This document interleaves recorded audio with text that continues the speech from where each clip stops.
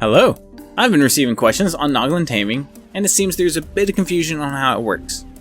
The two biggest are, what levels actually matter, and how do I stop the Voidwyrm from eating the Noglin? These are very good questions, so let's get them answered. But real quick, a few things to go over. Turtle taming is going to take a longer time and give you a 0% effectiveness for higher level Noglins. Also, Noglins cannot be bred or cloned, at least not yet. This has other impacts we will go over in a future video. Another misconception or confusion is about the max health of the dino being used. This does not matter, only the percent of health it has. If it has 80% or less, it will most likely die. It is best to keep them at 100% health. Now, we do not level our Noglin food in health so that we can quickly heal the dino back to max health and tame the next Noglin. But if your dinos are going to be set up in such a way that they are attacking each other, you may need to add a little extra health so that the Noglin doesn't kill them when it lashes on. In my previous taming video, I mentioned that you cannot grapple them because my grapples broke every time I hit one. Turns out they can be grappled as long as they have not seen a player, tames, or structures, or have not started the taming process.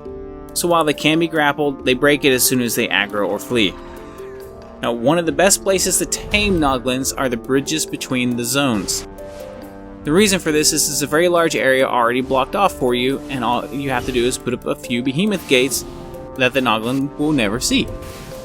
The reasoning for this is it seems that dino gates, behemoth gates, and maybe other structures seem to aggro the Noglin, which causes it to flee. Keep in mind that an update in the future could change some of this information. If that happens, I will update you as quickly as I can. Now, for the dino level and what really matters. Keep in mind, this is for testing and math purposes. The amounts may vary depending on your server's settings. I will test against my base and determine what levels matter. So here we are knocking out 3 150 Brontos and getting their taming effectiveness to different points. If you recall, in my previous video, I showed a 150 perfect tame Bronto would give 20% taming to a Noglin. So let's see what happens under the same settings if they are not perfect tames.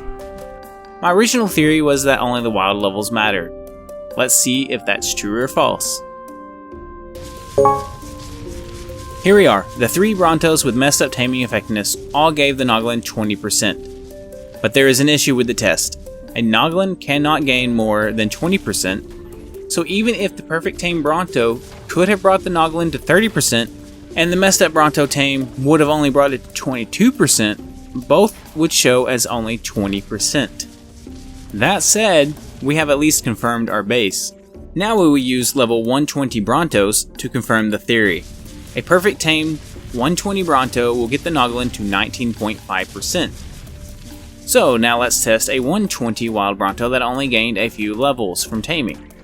If levels gained from taming count, the Noglin's percent will be lowered. Let's check. And there it is. The Noglin still hit 19.5%, which means my theory on only the wild levels matter is confirmed. Now, is this how it's supposed to be? Not sure. If not, eventually it'll get patched. If this is how it's supposed to be, then this will remain true. Next up is taming the Noglin with the Voidwyrm without the Noglin getting eaten. The Voidwyrms sometimes take a chomp out of the Noglin when it jumps off of them. One method to avoid this is to use the net gun. Net the Voidwyrm as the Noglin hops on it. If you weigh the Voidwyrm down, this prevents an issue of it flying off if there is lag or you missed the shot. The net gun can be found in yellow crates from the store, so it may not be available to everyone yet. That's okay, there is another way. Though this method may not work great every time, since Noglins may be scared of structures. This build here is a simple pillar up, ceilings over, and then one wall down. You will need a large area so that you can weigh down 6 to 8 Voidwyrms all together like this.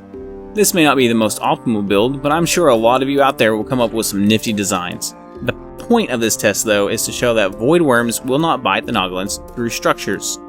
The theory behind this is since dinos shouldn't be able to bite through structures, that the Voidwyrm cannot damage the Noglin when its head is in a structure. On an alternate note, you can also kill enemy Gigas this way as well by sitting behind a 2 to 4 high wall and shooting it.